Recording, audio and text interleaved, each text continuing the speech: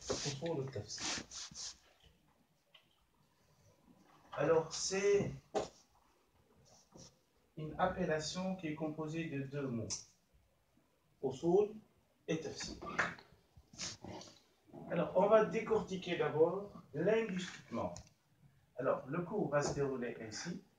On va donner la définition linguistique d'abord, et puis la définition conventionnelle ou bien la définition légale. Hein, c'est comme ça qu'on appelle. Donc, dans une matière, avant d'entrer dans le vif du sujet, dans les profondeurs du sujet, il faut d'abord définir la matière. On étudie quoi? Et ça, c'est très important. Pour définir une chose, il y a deux façons. Il y a même plusieurs façons. Et selon la logique aristotélicienne que les musulmans ont repris dans les sciences islamiques. À l'époque abbasside, surtout à l'époque du calife Al-Ma'moun, 7e siècle. Et donc, on a intégré la logique dans les sciences islamiques. Et ça, vous allez le voir et le constater au fur et à mesure que vous étudiez les sciences islamiques. Il y a des concepts. Pourquoi? Des concepts philosophiques et logiques qui sont intégrés dans les sciences islamiques. Pourquoi? Parce qu'il y avait un but. Le but, c'était de contrecarrer les détracteurs de l'islam à l'époque. Il fallait s'armer des outils de l'ennemi pour convaincre. Comprenez? Donc, c'était ça l'idée. Et donc, cette logique nous poursuit toujours. Et c'est pour cela que quand on dit usul ou tafsir, le mot usul a plusieurs, explications si on veut transposer ce concept dans la langue arabe. D'accord? Parce que quand on dit asl, signifie la racine. Asl. On dit al-aslu wal-far'a. Al-asl wal-far'a. Ça veut dire quoi? C'est-à-dire la racine et les branches, comme un arbre. Al-asl, c'est la racine. Et puis al-far'a, c'est les branches. D'accord? Mais ce n'est pas ce sens-là qui nous intéresse, même s'il est un peu proche. D'accord? On dit également asl, origine. Anta min ay asl. Tu es de quelle origine? Tu es originaire de quel pays? On dit asl également. D'accord? On dit asl, et c'est ça qui nous concerne aujourd'hui, c'est dans le sens de fondement. C'est-à-dire quelque chose sur lequel on fonde quelque chose. Vous comprenez? Ça veut dire quoi?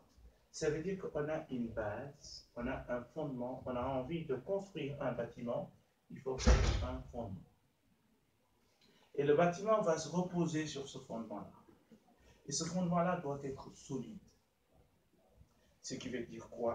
Ce qui veut dire que la matière qu'on va étudier aujourd'hui, c'est d'établir des bases solides pour comprendre la parole d'Allah.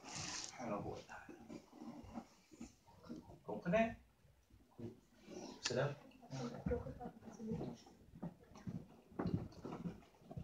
Alors, j'aime pas les retards. Hein?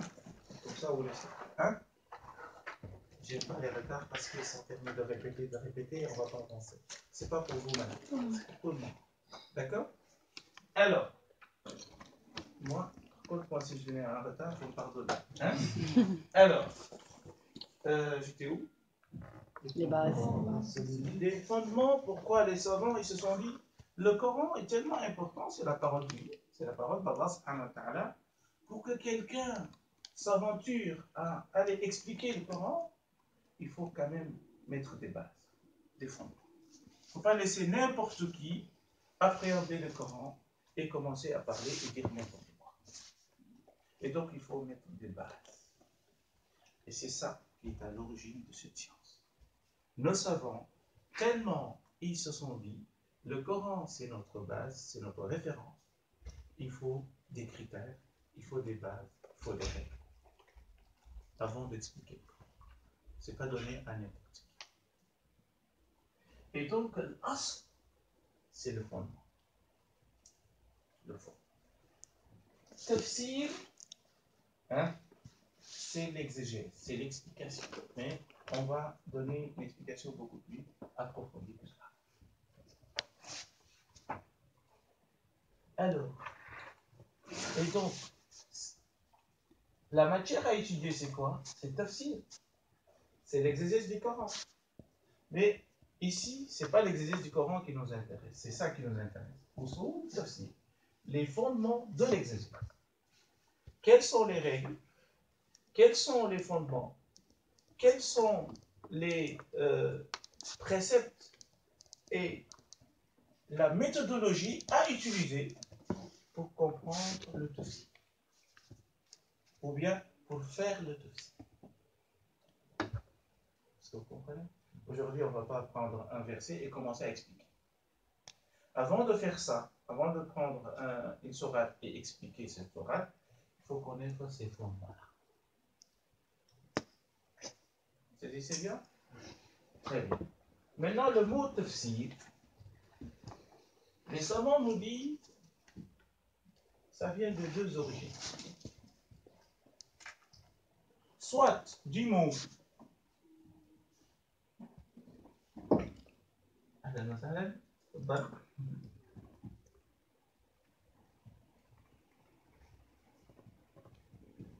fassara,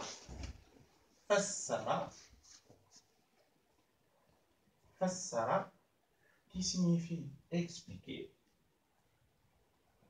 éclairer, élucider. D'accord? Qui signifie expliquer, élucider, éclairer, donner un sens, dévoiler.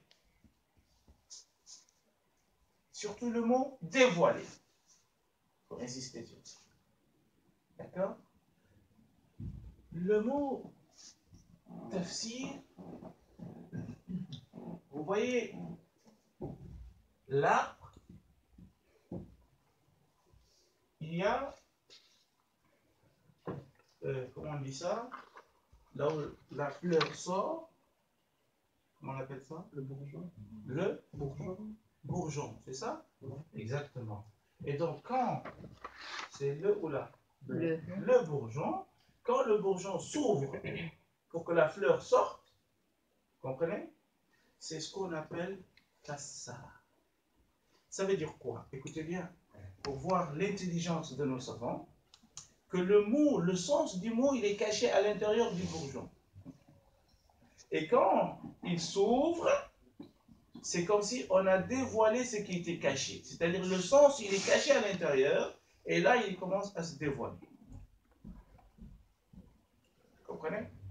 C'est ça qui est à l'origine de mon tafsir. Voilà. C'est clair? Et donc, ils ont pris ce mot-là pour parler du Coran. Pour dire qu'en fait, ce Coran, c'est comme un livre clos, un livre fermé. C'est pas à n'importe qui de venir et donner une explication. Tu dois détenir les clés. Tu dois avoir les règles et les précisions et le fondement pour expliquer le Coran, pour aborder le Coran.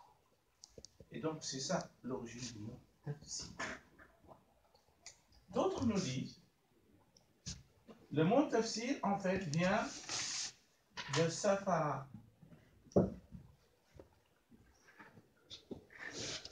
C'est fassara, renversé. D'accord? Safara. Safara.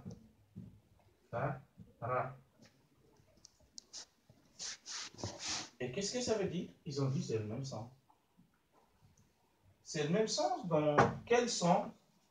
Ils ont dit, dans la langue arabe, on dit safaratil mar'a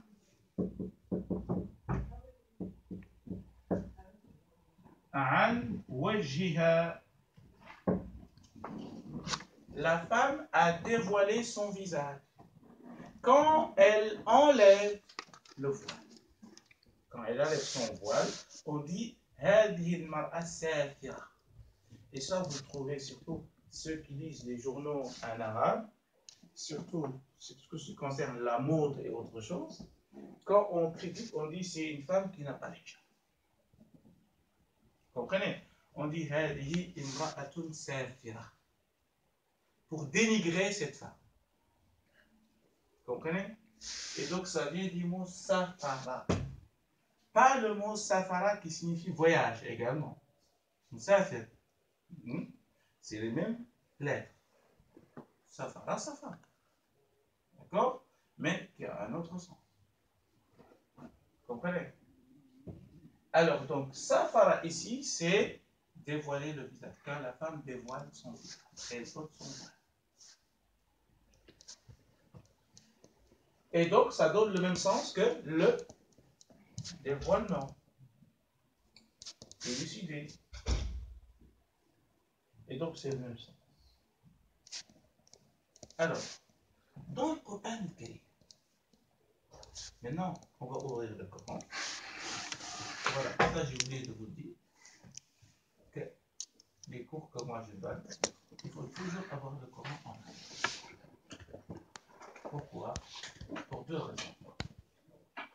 La première raison, c'est que le Coran, nous devons le maîtriser dans quel sens? C'est-à-dire que chaque fois qu'on dit telle sourate, tel verset, on doit savoir vite qui elle se trouve. Comprenez? C'est-à-dire, on doit s'habituer avec le Coran. Et c'est au fur et à mesure qu'on fasse ce genre d'exercice, et là, on va y aller. Comprenez? Et c'est notre outil, on doit le maîtriser. Et donc, on va dire telle sourate, tel verset. Et là, ça doit aller vite. Donc, tu dois savoir que telle sourate se trouve entre tel et tel. Ou bien, beaucoup de mes étudiants, déjà, ils mémorisent les sourates. C'est-à-dire, quand tu dis sourate, Al-Baqarah, ils vont te dire c'est la sourate numéro 2, directement. Moi, je ne suis pas encore arrivé là. Mais les étudiants, déjà, eux, ils sont déjà là. Donc, c'est comme ça. Alors, nous, on va voir maintenant la sourate 25, verset 32. Qu'est-ce que vous avez trouvé? وَقَالَ الَّذِينَ كَفَرُوا لَوْلَا نُزِّلَ عليه القرآن جملة واحدة كذلك لنثبت به فؤادك ورتلناه ترتيلا. Et puis il dit quoi? ولا يأتونك بمثل إلا جئناك بالحق وأحسن تفسيرا. Alors, j'aurais besoin d'un lecteur francophone qui lit bien, comme ça tout le monde entend. Qui? Monsieur? Monsieur. Donc, versets 32 et 33. Ceux qui ne croient pas disent pourquoi n'a-t-on pas fait descendre sur lui le Coran en une seule fois? Donc, ici, c'est une contestation, n'est-ce pas? C'est une objection de qui? De qui? Des koufars, des mécréants. D'accord? Ils disent que pourquoi le Coran n'a pas été descendu une seule fois? On en a marre chaque fois. Comprenez? Hein? Si ce Coran vient d'Allah, pourquoi il ne descend pas une fois? C'est tout. D'accord? Et voilà. Il dit quoi? Nous l'avons révélé ainsi pour raffermir ton cœur. Allah il donne la raison pourquoi le Coran a été descendu de manière fragmentaire. D'accord? Étape par étape. Et voilà. Et nous l'avons récité soigneusement. Et nous l'avons récité soigneusement. Soigneusement, c'est-à-dire que pour que le prophète sallallahu alayhi wa sallam puisse maîtriser la descente et le parcuriser, c'est-à-dire parcuriser le Coran dans son cœur. Et puis, il dit quoi? Et ils ne t'apporteront aucune parabole. Alors, c'est ça qui nous intéresse. Parabole ici, c'est pas bien. Donc, la tradition parabole, c'est pas bien ici. Qu'est-ce qu'il veut dire par là, le Coran? Là, ça va nous arriver plusieurs fois. Hein? Voilà. Chaque fois qu'il y ait une contestation. C'est ça le sens. D'accord? Et là où nous le verrons, allez-y au début et puis on va revenir ici. Hein? Allez-y au début de la sourate Furqan, par exemple, verset 5. Verset 5. Qu'est-ce qu'il dit, verset 5? et ils disent ce sont des contes d'anciens qui se fait écrire. En fait, ce sont des asatir al-awwalin. Le Coran, ce n'est que des contes, des gens anciens, c'est pas la parodie. Vous comprenez? Et donc, il y a déjà une contestation. Verset 5. Et puis, verset 4, qu'est-ce qu'il dit? Les mécréants disent tout ceci n'est qu'un mensonge qu'il, Mohammed, a inventé et où d'autres gens l'ont élevé. Et voilà. Or, ils commettent là une injustice et un mensonge. Alors, verset 7. Et ils disent qu'est-ce donc que ce messager qui mange de la nourriture et circule dans les marchés? Vous voyez? Donc, ce ne sont que des contestations. Pourquoi le prophète est comme ça? S'il était vraiment le messager d'Allah, pourquoi il marche dans les marchés, il fait du commerce, pourquoi il mange de la nourriture, pourquoi? Allah, il dit à son prophète chaque fois qu'il ramène une contestation, pour te dénigrer, pour refuser ton message, nous allons te donner la réponse, la bonne réponse. Illa ji'naka bil haqqi wa ahsana tafsira. C'est ça qui nous intéresse. Le mot tafsir. Wala ya'tunaka bimathalin. Ils ne viennent pas, chaque fois qu'ils viennent avec une contestation, nous allons te donner la parole de vérité sur cette question-là et nous allons te donner une meilleure explication de ce qu'ils disent. Vous comprenez? Et donc, le mot tafsir est cité ici dans le Coran. Wa ahsana tafsira. Nous allons te donner la meilleure explication. D'accord? Alors, vous lisez maintenant verset 33, qu'est-ce qu'il dit?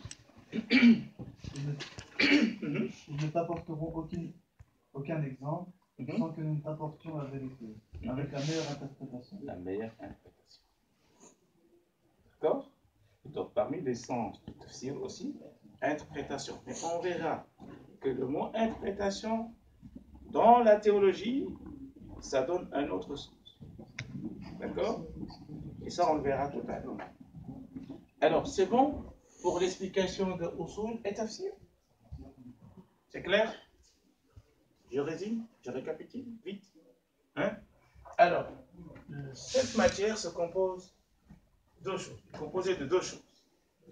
Mot usul et mot tafsir. Usul, on a dit, ça signifie plusieurs choses. Ça signifie fondement, racine, base, d'accord? Sur lequel on fonde une chose. D'accord? Alors, comme d'ailleurs dans usul al-fiqh. Al-fiqh, le droit musulman, il y a une autre matière qui s'appelle usul al-fiqh que vous allez étudier, Inch'Allah. Et donc, on a le droit, on a également les fondements du droit. Avant d'étudier ou bien de parler de l'oudou, les ablutions, la prière, le jeûne et le pèlerinage, etc., il faut connaître, en tant que savant, je veux dire, les fondements du droit. Quels sont les fondements sur lesquels le droit se fonde? Vous comprenez? C'est-à-dire que nos savants, ils n'ont pas inventé le droit comme ça. Ils ont mis en place des règles et des fondements. D'accord? Pour dire que ça c'est haram, ça c'est halal, ça c'est conseillé, ça c'est déconseillé, ça c'est permis, ça c'est pas permis. D'accord? Tout ça, ce sont des fondements. Le prophète sallallahu alayhi wa sallam, il n'a pas expliqué tout ça en détail. Le Coran, il a parlé de manière générale. Donc ce sont les savants qui sont allés vers le Coran et ils en ont déduit tout cela. Et ils ont mis en place des règles pour comprendre le Coran. Selon les directives du prophète sallallahu alayhi wa sallam et ses compagnons as-salaf as-salih. Donc usul, c'est la base, c'est le fondement. Tafsir a deux sens, deux racines, fassara et safar. D'accord? Le premier sens, fassara, on a dit c'est comme le bourgeon, d'accord? Qui s'ouvre pour qu'on puisse voir la chose cachée. Le Coran et ce bijou caché, d'accord, il faut le dévoiler, il faut donner le sens. Le sens n'est pas donné à tout le monde. D'accord? Et donc, ça signifie élucider, éclairer, expliquer, dévoiler.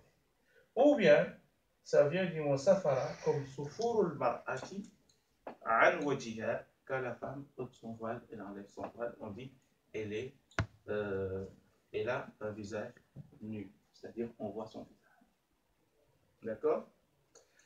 Il y a encore un autre sens que j'ai failli oublier, c'est quand les Arabes disent laqad asfara subhu lidhi aynayn. Ça veut dire quoi? Ça veut dire qu'il fait jour. Il fait jour. Il y avait la nuit qui cachait le jour. La nuit est partie et maintenant il y a la clarté du jour. Alors les Arabes disent ce proverbe quand il y a une polémique, une discussion, on ne voit pas où est la vérité. Et soudain, par exemple, il y a quelqu'un qui donne une vérité, tout le monde voit la vérité, elle est là. On dit laqad asfara as-subhu lidhi aynayn. Le jour est clair pour celui qui voit. Vous voyez? C'est-à-dire la vérité est là. D'accord? Vous voulez ce proverbe arabe? J'ai écrit en arabe? Oui. Alors, il faut demander. Hein? D'accord? Laqad asfara as-subhu lidhi aynayn. لقد أسفر الصبح لذي عينين. Les choses sont ambiguës, c'est clair, on parle de gauche à droite. Hop, maintenant il y a un argument qui saute aux yeux. On dit ah, لقد أسفر الصبح لذي عينين. Si tu as des yeux qui marchent, qui fonctionnent, tu dois savoir que c'est ça. واضح. C'est bon? Je peux effacer?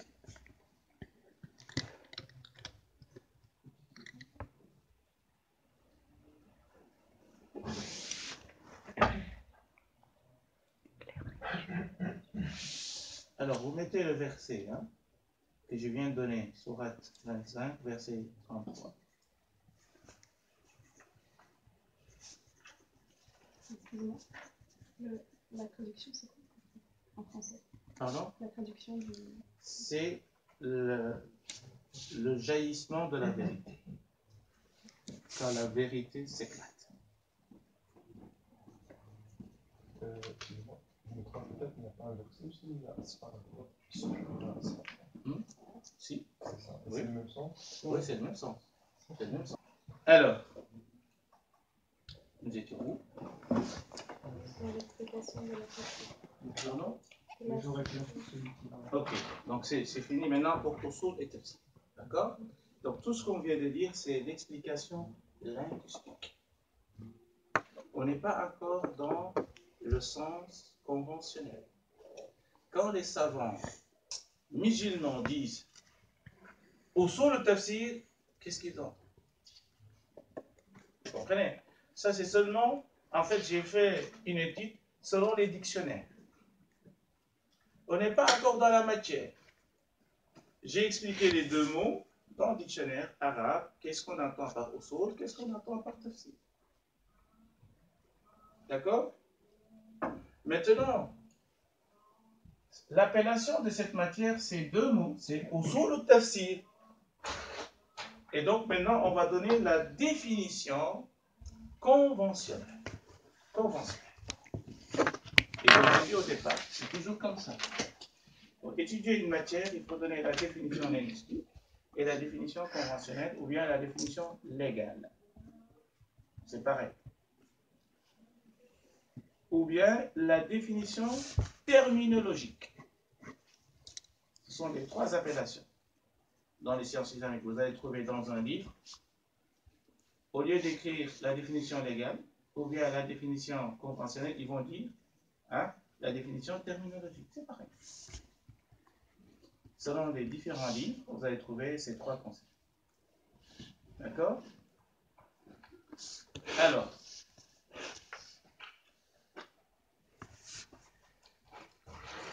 Maintenant, je vais, avant de donner la définition de usul al-tafsir, je vais donner quand même la définition de tafsir au plan conventionnel. D'abord, tafsir. Parce que usul, ce n'est pas une matière. D'accord? Usul, ce n'est pas une matière. Mais tafsir, par contre, c'est une matière que l'on étudie. Et donc, on va donner sa définition à elle, au tafsir, et puis on va donner la définition conventionnelle de usul al-tafsir qu'on va étudier, Inch'Allah. Maintenant, c'est quoi tafsir? Si on vous dit c'est quoi tafsir, vous allez dire quoi? Exégèse. Ça, c'est la tradition en français. Hein? La manière d'interpréter les versets de Coran. Très bien. Et donc, vous dites, c'est une science qui permet de comprendre la parole d'Allah descendue sur le prophète Mohammed sallallahu alayhi wa sallam.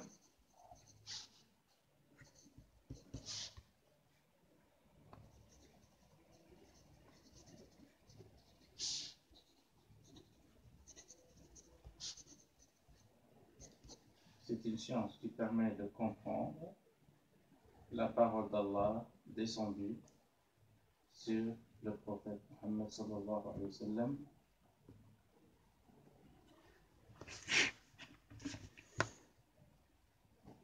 Et de saisir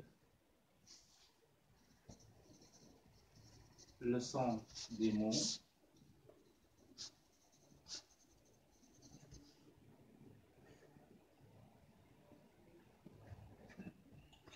et ses sagesses et ses statuts. Statut, ça veut dire hukm. Statuer sur quelque chose, c'est donner un jugement. D'accord?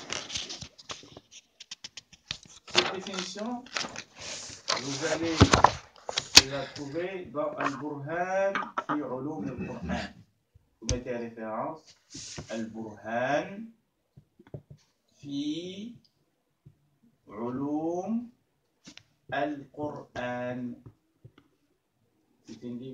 C'est un livre que je vous recommande, mais il n'existe pas en France. C'est un livre de 2 tomes, à peu près 500 pages, indispensable. Ce sont 3 livres indispensables. Je vais les citer au fur et à mesure. Écrit par l'imam Az-Zarkashi. Az-Zarkashi. Az d'abord, toujours quand je dis Az-Zarkashi.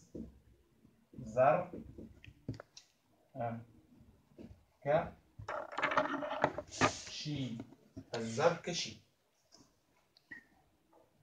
Al-Burhan. Al-Burhan, c'est la preuve dans les sciences du Coran. Al-Burhan fi Ulum al-Qur'an.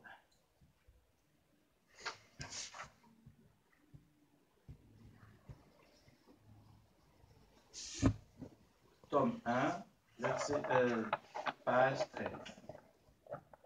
Tome 1, page 13. Alors, maintenant, la différence entre le mot tafsir et le mot ta'wil, avant de venir sur la définition de usul al-tafsir. D'accord? Parce que toujours on dit ta'wil. Donc c'est le mot ta'wil. Vous n'avez jamais entendu? Si.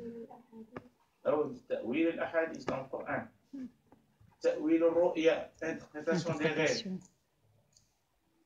D'accord? Et nous verrons que le mot ta'wil, on l'utilise parfois pour dire tafsir, parfois on utilise tafsir pour dire ta'wil. Maintenant, on va les différencier. Selon les livres, les savants, quand on dit ta'wil, ça veut dire quoi? Quand on dit tafsir, ça veut dire quoi? Maintenant, comme un petit titre, la différence entre tafsir et ta'wil. Hein? Ta'wil. En arabe, ta'wil, c'est comme ça.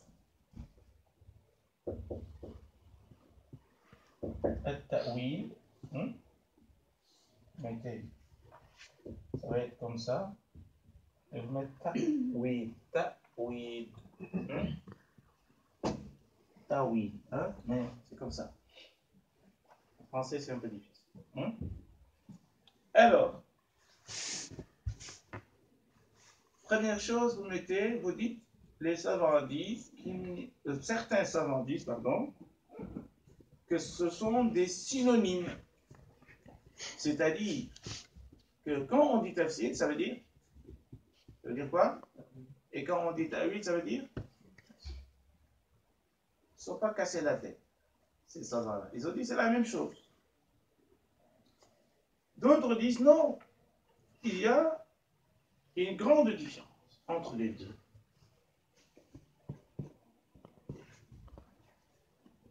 Ils ont dit d'abord que le tafsir est beaucoup plus général que le ta'wil.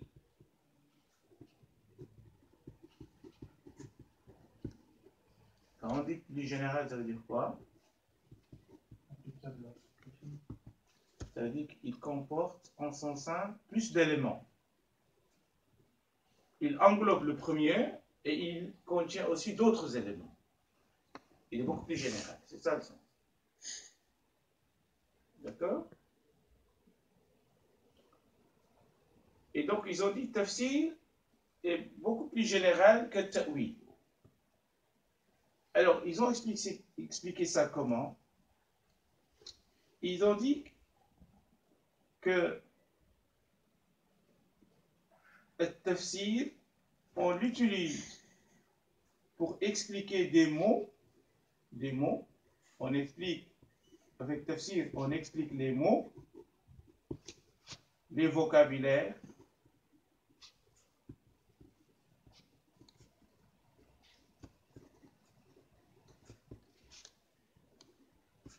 et sur les phrases,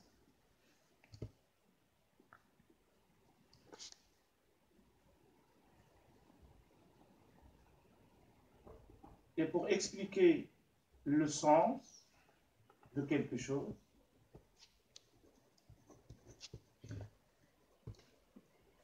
et pour expliquer les livres sacrés.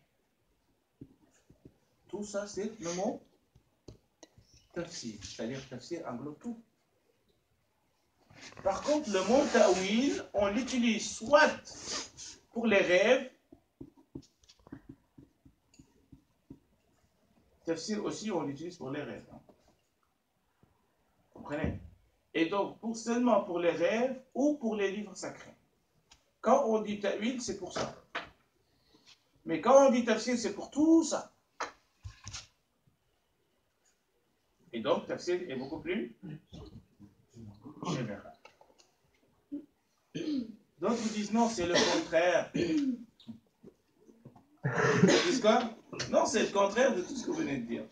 C'est ta'wil qui est beaucoup plus général c'est ta'wil qui est beaucoup plus général que tafsir. Tafsir. Alors, qu'est-ce qu'ils ont dit?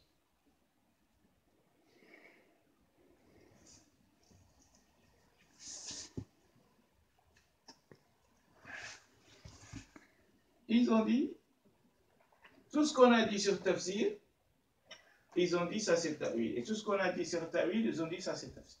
Comme ça on soit dit. En fait, ils ont enlevé le mot tafsir, ils ont mis ta'wil, ils ont enlevé ta'wil, ils ont mis tafsir. Vous comprenez? Pour ne pas répéter tout ce qu'on vient de dire. Donc vous dites seulement, d'autres disent que c'est le contraire. Bon. D'accord? Alors, ça c'est une différence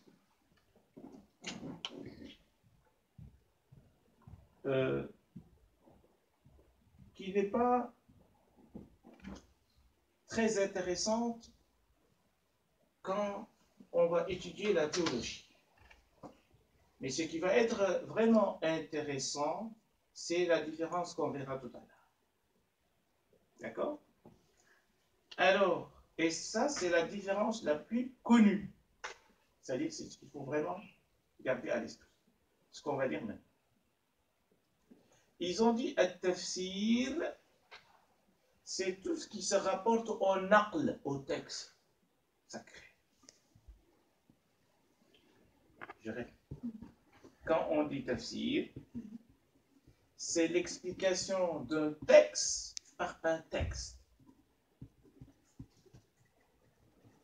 Par exemple, on explique le Coran par la parole d'un compagnon, ou bien par les hadiths du prophète sallallahu alayhi wa sallam, ou bien le Coran par le Coran. Ça c'est quoi? Tafsir. Ça c'est tafsir. Et donner le sens d'un texte par un autre texte, un texte qui explique un texte. Soit du même ordre, le Coran par le Coran, soit le hadith par le Coran, soit la parole d'un compagnon qui dit que tel verset signifie ça. D'accord? Je vous donne un exemple. On va voir la sourate Al-Hujurat. Hein, vous connaissez la sourate Al-Hujurat? Les appartements. Alors, c'est sourate numéro combien? On va chercher. Vite fait, on y va. Hein? Les appartements. Mais là, Les appartements.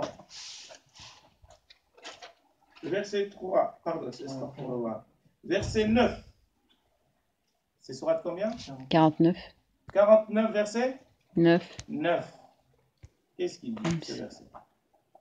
وَإِنْ طَائِفَتَانِ مِنَ الْمُؤْمِنِينَ اقْتَتَلُوا. Hein? En français? Ces deux groupes de croyants se combattent. Qui sont ces deux groupes de compagnons, de combattants? Les croyants. Groupe de croyants. C'est qui? Des musulmans. C'est qui? Ça peut être deux personnes. Oui, mais... Dans on dit l'histoire. maintenant, Dans je suis là. l'histoire. Hein? Dans l'histoire. Dans l'histoire. Oui. Ali. Ali, Ali. Ali. Non, Deux groupes de croyants. Les Ansar, tu n'es pas loin. Tu n'es pas loin. Tu es proche. le Coran ici. Non. Reste dans les Ansar. Divise les Ansar en deux. Médine. Aïwa, c'est les... Les juifs et les Non, musulmans. les tribus. Les Ansar sont composés de deux tribus. C'est Aïwa, Al-Aws ou Al-Khazraj. Alors, comment on a su que ce verset-là parle de ces deux tribus? À travers les textes. Les textes qui racontaient que quand ce verset est descendu, les compagnons, ils ont dit, en fait, ce verset concernait les Aws ou Al-Khazraj. Parce qu'ils étaient présents. C'est eux qui se combattaient entre eux, qui s'entretuaient, et le Coran est descendu. D'accord? Et donc, ce n'est pas quelqu'un qui...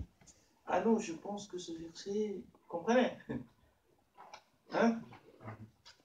Ce n'est pas l'esprit et la raison et l'argumentation. Non, non, non. Ça n'a rien à voir avec notre esprit, ni avec notre raisonnement. C'est un fait historique. Et les compagnons qui étaient là, ils savaient bien que ce verset était descendu sur telle tribu et telle tribu. Et donc, ce n'est pas un savant qui va sortir nous dire non, c'est l'Amérique et l'Union soviétique. Comprenez? Hein? C'est Daesh et je ne sais pas qui. Hein? Vous voyez? Et donc, aucun savant n'a le droit, sur ce verset-là, nous dire non, c'est telle tribu, telle tribu. C'est connu, c'est fini. C'est tel Aws wal Khazraj. Vous comprenez? Et donc, comment on a su ça? Par les textes. Ça, c'est tafsir. C'est expliquer le texte par le texte. Oui. Une question, parce que il y avait une personne qui est portée en salle, que je connais, et il a utilisé ce verset pour me convaincre de partir. Et je disais que... Ben, ce verset est contre lui. Ah, S'il continue un peu, il verra que ce verset est contre lui. Qu'est-ce qu'il dit plus tard? Si l'un d'eux se rebelle contre l'autre, combattez le groupe qui se rebelle, jusqu'à ce qu'il se conforme à groupe d'Allah, et s'il s'y conforme, réconciliez-le avec justice et soyez équitable, car Allah est équitable. Très bien. Qu'est-ce qu'il dit ce verset? Il est où l'argument? Contre la rébellion. Non. Le verset, il met l'évidence sur la réconciliation. Comprenez? C'est-à-dire que si vous essayez la réconciliation et que ça ne marche pas, à ce moment-là, il faut combattre le groupe qui ne veut pas la réconciliation. Et donc, deux groupes de musulmans qui s'entretuent, nous, on doit faire quoi? On se Réconcilier. met dans un groupe et l'autre se met dans un groupe et puis, non, on va les réconcilier. C'est ça notre rôle d'abord. D'accord? Et puis, si on voit qu'il y a un groupe qui ne veut pas se remettre en question, qui ne veut pas la réconciliation, tout le monde doit se mettre pour combattre ce groupe. Mais s'il y a deux musulmans qui sont, ouais, moi je me mets dans ce cas-là, et l'autre, et finalement, le monde musulman va s'en continuer. Vous comprenez? Et donc, le verset, il est contre lui. C'est bon? Vous avez compris? Maintenant, avec ce verset-là, un autre verset, c'est dans Surat al-Fath, verset 16, l'ouverture ou la victoire.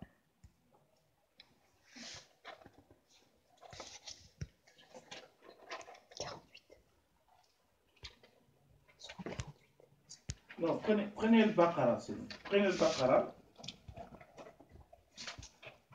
Prenez le Baqara. Verset 204. C'est beaucoup plus édifiant. Baqara, c'est la sourate numéro combien? Bien. Allez bon. Vous avez trouvé? Verset 200. ومن الناس من يعجبك قوله في الحياة الدنيا. Le Coran parle d'une personne ou d'une catégorie de personnes. Hein? Oui, mais je veux dire, c'est qui? Ah, il y a pas de gens sur les droits sur la vie, s'il te plaît.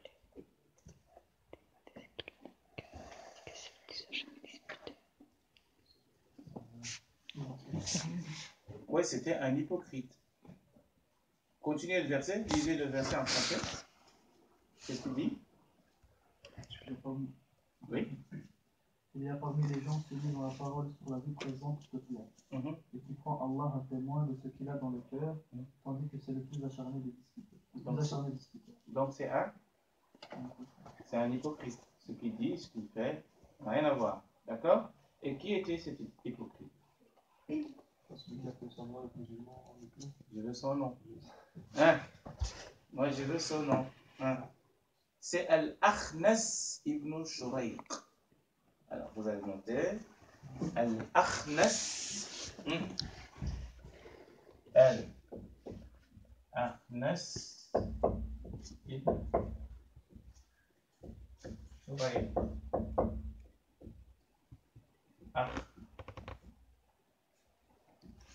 Akhnas ibn Shurayq. Akhnas ibn Shurayq.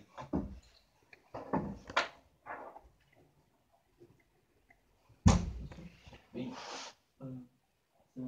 La personne qui a fait la masjid contre la scène. Non, ça c'est Abdullah ibn Ubay ibn Saloum.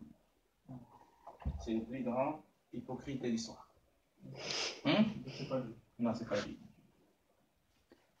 Alors, il faut connaître son histoire. Hein? Le plus grand hypocrite de l'histoire. Il s'appelle Abdullah ibn Ubay ibn Saloum. Alors, ce verset-là, le prophète sallallahu alayhi wa sallam et les compagnons d'alors savaient que celui dont le Coran parle ici, c'est qui? C'est Al-Akhnas. On ne peut pas venir dire que ce verset-là concerne telle personne aujourd'hui.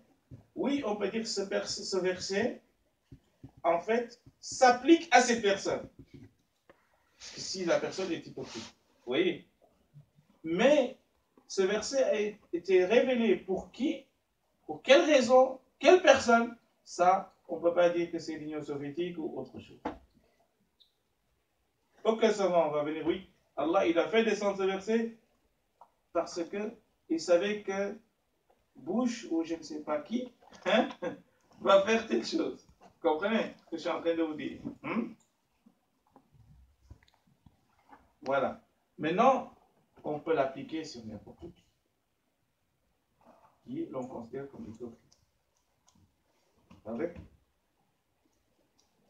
Et là, il faut faire attention, parce que pour considérer quelqu'un comme hypocrite, il faut. Quelles sont ces preuves? Le fait de ne pas tenir sa parole, Mhm. quand on a blâme, il y a un autre en privé, et ça. Il y a un hadith. Il y a quatre. Il y a quatre. Il y a 4. Très bien. Hein? إذا حدث كذب. Quand il parle, il ment. tu lui dis quelque chose, il le garde pas en secret. Il ne tient pas sa parole. Il ne tient pas à sa parole, à ses promesses. وإذا وعد أخلف. Hein? Par rapport à ses prières, il fait sur Non. آية المنافق 3 وفي رواية 4 وإذا تؤمن خان. Si on lui fait confiance, il trahit. Mhm. Et quand il dispute, il invente des choses. Il invente des choses sur toi. Pour que les gens voient que tu es quelqu'un de mauvais. Alors il sait que c'est pas vrai. Si quelqu'un a un défaut ou 2 défauts parmi ces 4, il est hypocrite? Pour les 4. Il a des signes de l'hypocrisie. Tu ne peux pas dire qu'il est hypocrite. Tu dis, on voit quand même des signes d'hypocrisie chez lui. D'accord?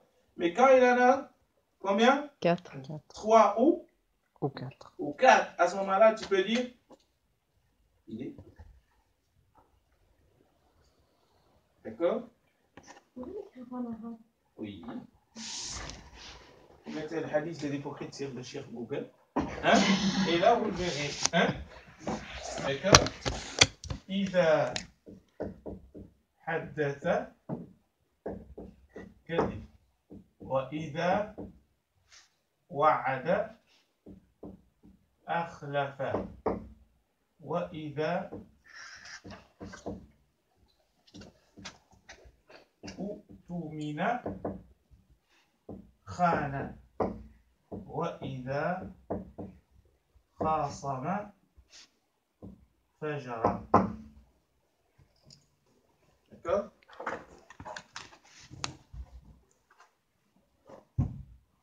Mon écriture, il est trop professionnel. Hein? Pour décortiquer les lettres. Hein? J'ai l'habitude. Hein? Le premier, c'est quoi? Iza ahada. Isa. Non, ici, Quand c'est il seulement. raconte, il ment. C'est trop proche du Kadib. C'est Isa, ici. Haddatha. Ah, ok. Haddatha. C'est- Il y a un shidda. Quand il raconte, il ment, c'est ça? Oui. Quand il raconte quelque chose, ça dit qu'il ment. Chaque fois qu'il vient vous dire quelque chose, en général, il ne dit pas la vérité. Isa wa'ad, s'il te dit, ben, demain, je vais t'apporter quelque chose, ou bien demain tu me trouves quelque part, tu viens, tu ne me trouves pas. Si tu donnes rendez-vous quelque part, tu ne viens pas. Il te promet quelque chose, il ne te le donne pas.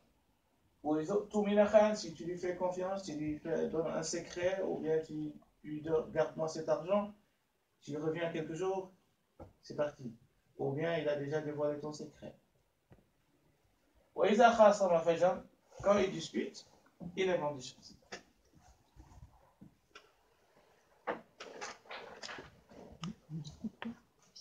Alors, on a compris tafsir maintenant. Tafsir, c'est clair? Maintenant, ta'wil. Ta'wil, c'est l'explication du texte par la raison. Par la réflexion.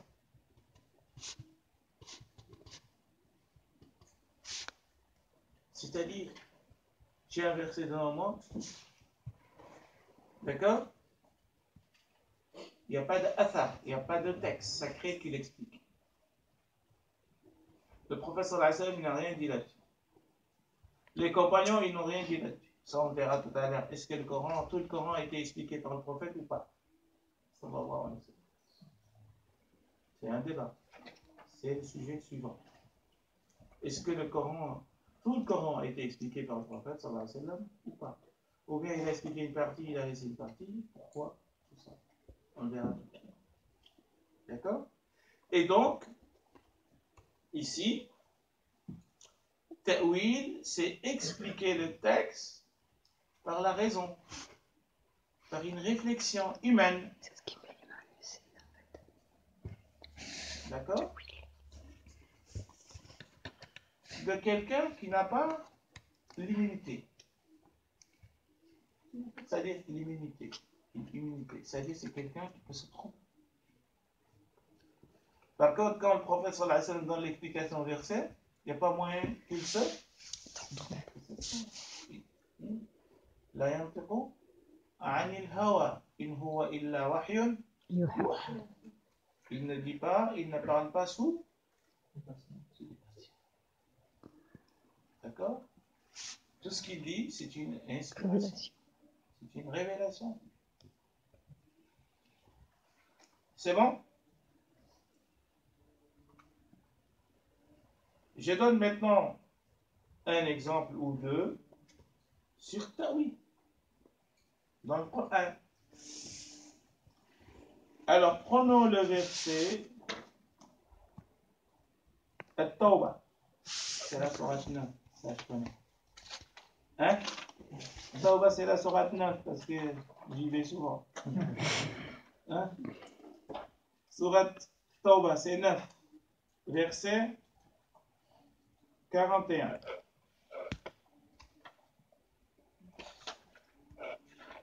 Qu'est-ce qu'il dit?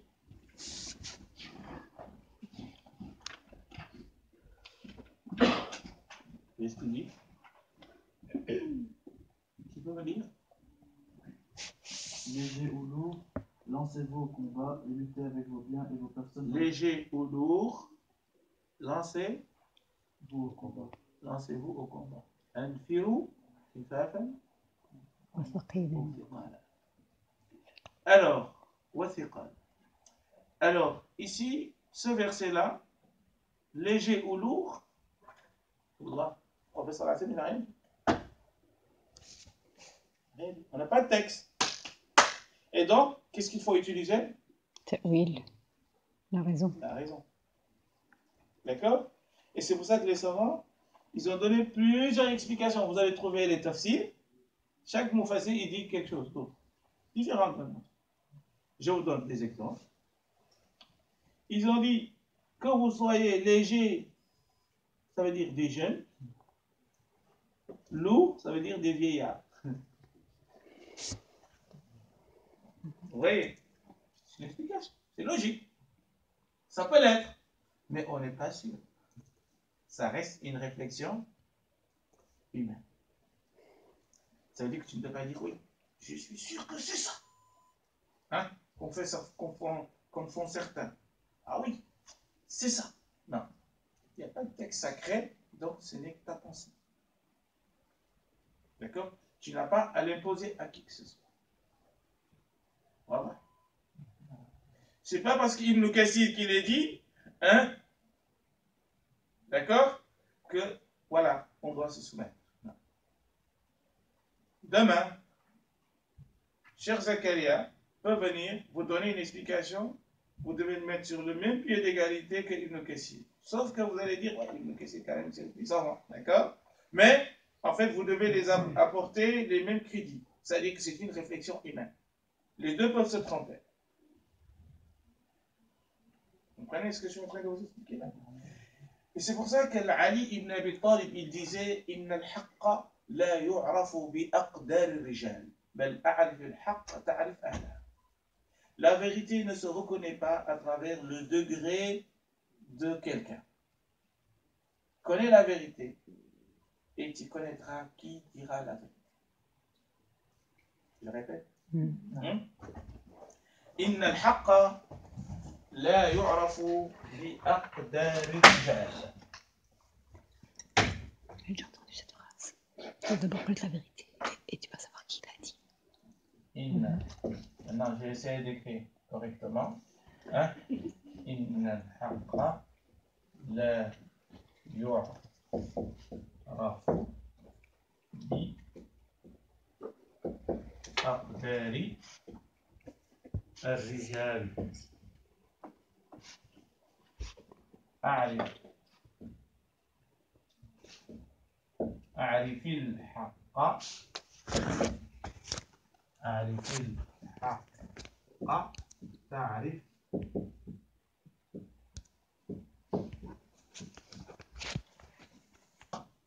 لا يعرف بأقدار الرجال إن الحق لا يعرف بأقدار الرجال. La vérité ne se reconnaît pas à travers le degré de quelqu'un. C'est-à-dire sa place dans la société. C'est tel savant, c'est telle personne qui dit ça. Non. Connais la vérité. Essaye de connaître ce qu'est la vérité. Si c'est un enfant, si c'est un fou qui dit la vérité, tu sauras si c'est la vérité ou pas. Vous comprenez? Donc, la vérité ne se reconnaît pas à travers le degré des gens, mais connais la vérité et tu connaîtras qui dit la vérité.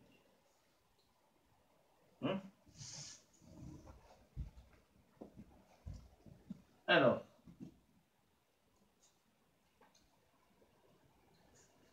une autre différence importante entre ta'wil et tafsir, c'est lourd, hein? Une autre différence entre tafsir et ta'wil, et cette différence elle est importante parce qu'elle est déterminante pour connaître un débat dans la théologie, un débat qui secoue la société islamique jusqu'à aujourd'hui. Jusqu'à aujourd'hui. Et qui fait couler beaucoup de sang. Tout ce qui se passe avec Daesh et tout ce qui se passe dans ce monde musulman, c'est ça le problème. Ce que je vais vous dire tout à l'heure. Ces différences, certains disent que le tafsir, c'est ce qui est donné à l'être humain. Le ta'wil, c'est ce qui est l'apanage d'Allah. C'est-à-dire c'est seul Allah qui connaît le sens. Tafsir, c'est ce que peut connaître un être humain. Ta'wil, c'est ce que seul Allah peut le connaître, pas quelqu'un d'autre. D'accord? Vous allez me dire, est-ce que ça a à voir avec ce qui se passe dans ce monde? On verra tout à l'heure. Allez-y à la sourate 3, verset 7. Sourate 3, verset 7. Al-Imran, verset 7. Et vous allez comprendre.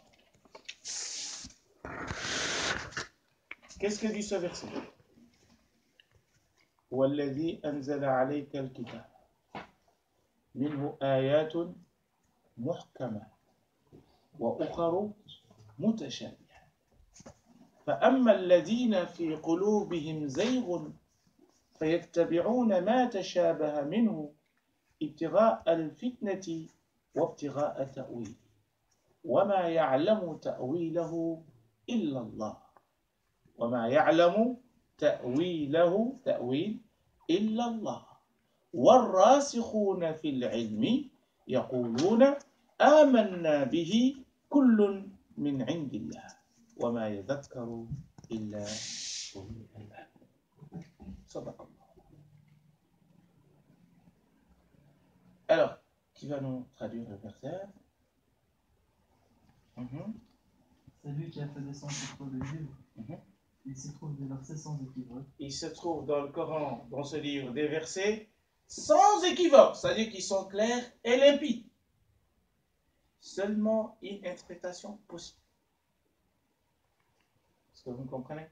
C'est-à-dire qu'Allah dit dans le Coran, il y a des versets, il y a seulement une interprétation possible. Il n'y a pas deux. Parce que le verset, il est clair et limpide. Ça saute aux yeux. Ayatul muhkamat. Et d'autres?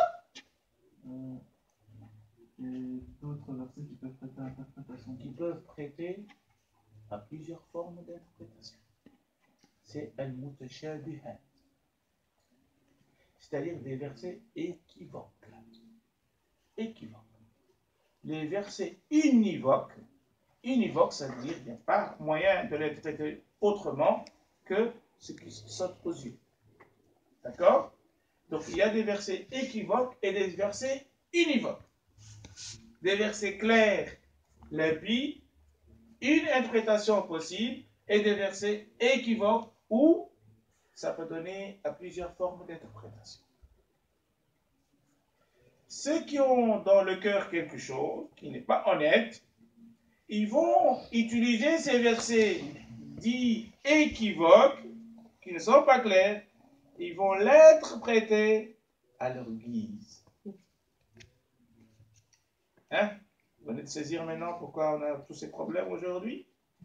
Parce qu'il y a une instrumentalisation du texte à des fins idéologiques et politiques. C'est clair?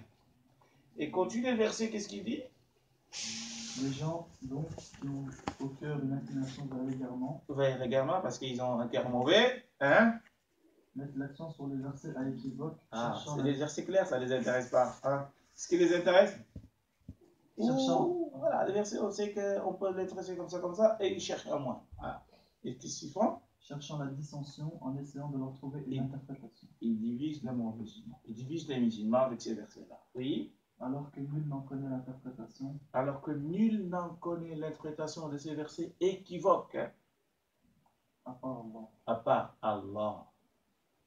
Et puis? Mais ceux qui sont bien enracinés dans la science disent, nous y croyons, tout est de la part de notre Seigneur, mais seuls les doués d'intelligence s'en rappellent.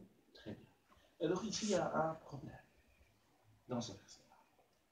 C'est quoi le problème? C'est que, est-ce qu'il y a un point entre nul n'en connaît l'interprétation à part Allah, point, ou bien, et les savants doués de raison savent aussi l'interprétation. Vous comprenez? Ou bien, il y a un point. Est-ce qu'il y a le wa, hein? Le wa, warrasikhuna, hein? Warrasikhuna, وما يعلم تأويله إلا الله والراسخون. Est-ce que tu dois continuer quand tu dis ce verset ou bien tu dois t'arrêter? Deux interprétations des savants. L'interprétation des savants, majoritairement, je dis, c'est qu'il y a une continuité. Écoutez-moi bien. C'est-à-dire Allah connaît le sens de ces versets équivoques. Aussi, les savants doués de connaissances connaissent également le sens de ces versets équivoques. Sinon, il n'y aurait pas le sens de qualifier ces savants de doués de connaissances. Vous comprenez? Et donc, ça veut dire que le wa, c'est une conjonction de coordination. Mohammed connaît le sens et Ali. Ça veut dire Ali aussi connaît le sens. D'accord? Et en même temps, ils disent tout vient d'Allah. Nous y croyons. Vous comprenez? C'est clair ou c'est pas clair ce que je dis? C'est pas clair pour certains. Je vois des têtes qui font comme ça. Hein? Ça veut dire qu'ils n'ont pas pris leur petit déjeuner. Hein? C'est ça? Je répète? Je répète. D'accord? Alors, ce verset-là, il y a un problème théologique, un problème d'interprétation. Les savants musulmans se sont scindés en deux. Certains disent qu'il y a un point, certains disent qu'il n'y a pas de point. Ces versets équivoques, seul Allah les connaît. Nous ne devons pas chercher. D'autres disent non, le Coran, c'est un message adressé à nous. Comment Allah nous adresse un message quand on ne connaît pas le contenu? C'est-à-dire qu'on va seulement le lire comme ça, sans rien comprendre. Vous comprenez? Et donc, c'est pour ça que l'avis majoritaire des savants, c'est que oui, les savants doués de connaissances connaissent l'interprétation de ces versets-là. Sauf que les savants malhonnêtes, eux, ils vont interpréter ces versets équivoques à des fins idéologiques et politiques. C'est clair? Alors, at-ta'wil, pour certains qui pensent que il y a dans le Coran des choses que seul Allah connaît. Oui, ça on est d'accord. Et donc quand on doit parler de ta'wil, je répète, apparemment c'est pas encore clair. Maintenant c'est clair? On a une deuxième tranche là. C'est bien. Alors, donc, je disais que pour certains savants, il y a des versets, et ça c'est la quasi-totalité des savants musulmans, il y a des versets dans le Coran, seul Allah connaît. Par exemple, quand Allah subhanahu wa ta'ala dit Iqtarabat as-sa'a, le jour du jugement dernier est proche. Qui connaît ce cas? Même le professeur ne connaît pas. Personne. Seul Allah le sait. Quand aura lieu le jour du jugement dernier? N'est-ce pas? Et donc il y a des choses dans le Coran que personne ne sait. Qu'Allah. Mais ça, ce sont des choses qui sont en rapport avec l'au-delà. Vous comprenez? Mais ce qui concerne la législation, ce qui concerne le message adressé à l'être humain, oui, ça c'est compréhensible à l'être humain. C'est clair? Jusque-là? Petite pause? Petite pause de 2 minutes? Est-ce qu'on va attaquer encore un sujet très solide? Faire rigoler un peu et puis on continue. Hein?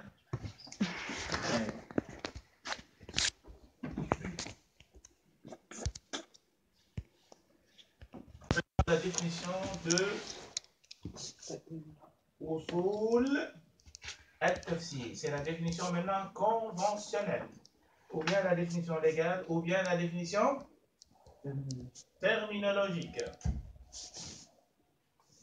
Donc, à l'examen, je vais vous dire ceci, par exemple. Je ne vous fais pas peur. Hein? Définissez la science de usul al-tafsir linguistiquement et conventionnellement. Argumentez votre réponse. Ça veut dire que vous allez dire usul signifie base, racine, nanani, nana. Tafsir signifie le bourgeon, je ne sais pas quoi et quoi et quoi. Et puis vous allez me dire ça signifie le dévoilement, ce qu'on a dit. Et puis vous allez dire, voilà, le mot tafsir tout seul, linguistiquement signifie ça, terminologiquement signifie ça, et puis vous allez venir me dire usul fiqh signifie ça. Et vous donnez le verset coranique. Surat 25, verset 33. En arabe? En arabe ou en français? D'accord? Ça veut dire que là, on voit que vous avez maîtrisé tout ce qu'on a dit. Voilà. Alors, maintenant la définition conventionnelle. Il y a 2 définitions. On va les prendre. Usul tafsir et ou bien ce sont les règles et les fondements sur lesquels repose l'exégèse du Coran.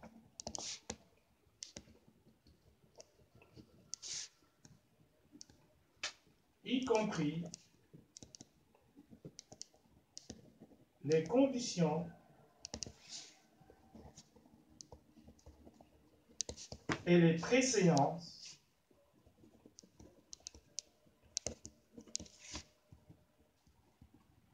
concernant les exégètes. Après, à la maison, moi je traduis direct de l'arabe. Hein? D'accord? Et donc, vous, à la maison, vous avez un meilleur français que moi.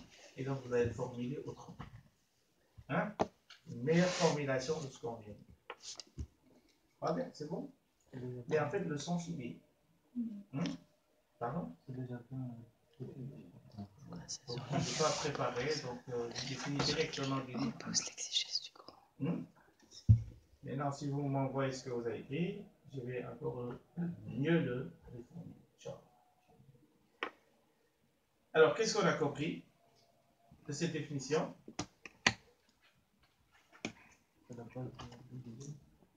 Oui, c'est la base de l'exégèse. Et quoi? Un ensemble de règles Oui, qu'on doit appliquer pour pouvoir. très bien. Et quoi d'autre? Les conditions et préséances des exégètes. Ça veut dire quoi? Ça veut dire les conditions que les exégètes doivent remplir pour Bon.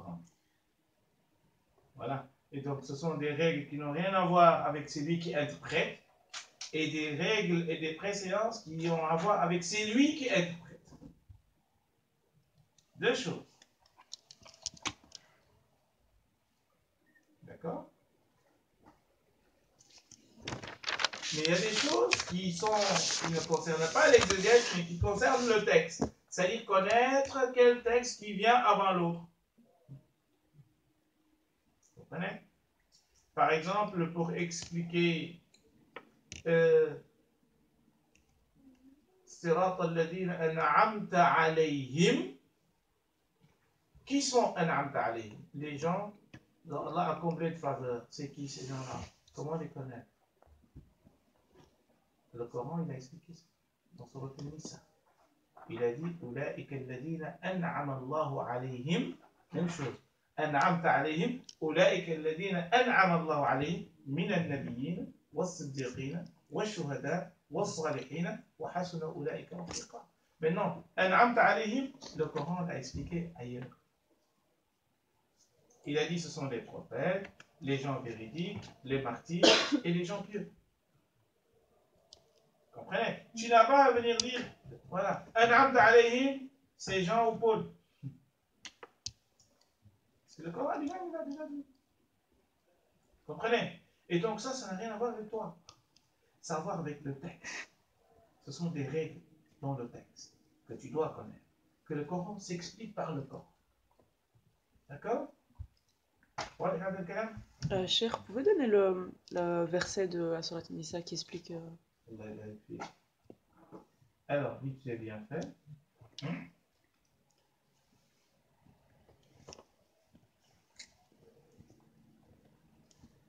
C'est 69.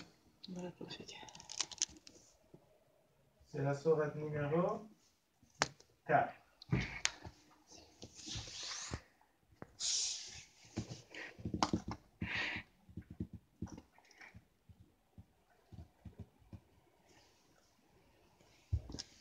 Deuxième définition. C'est une science qui nous permet d'avoir une meilleure compréhension du Coran.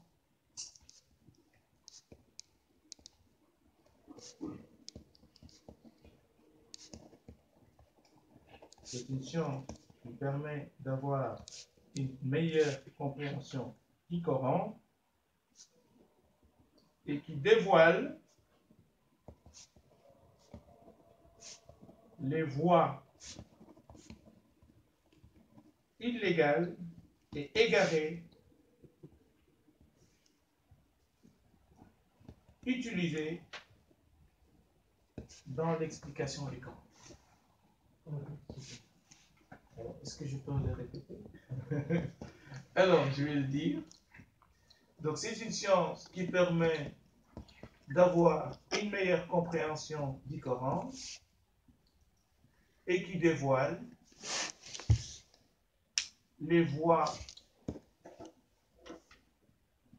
Et quoi, j'ai dit? Illégal et égaré. Les voies Illégal et égaré. illégales et égarées utilisées dans l'explication du Coran. C'est-à-dire que si tu connais ces règles, tu pourras distinguer et connaître d'autres voies que d'autres personnes utilisent, comme les orientalistes, pour expliquer le Coran. Et qui ne sont pas des voies légales. Vous comprenez? Et ça, Inch'Allah, on aura l'occasion de donner beaucoup d'explications données par des savants. Ici, à l'ULB, j'ai été une fois dans une conférence, je ne sais pas si vous le connaissez, ça fait un peu comment le prof de l'ULB, là. Guillaume Guy, hein, c'est ça? Vous connaissez? Oui, c'est ça. Guillaume Guy, donc j'ai assisté à une conférence, et là, il parlait, il disait que, en fait, le voyage nocturne du prophète sallallahu alayhi wa sallam, c'était pas lui, c'était Moïse. comprenez? Et il a porté des arguments.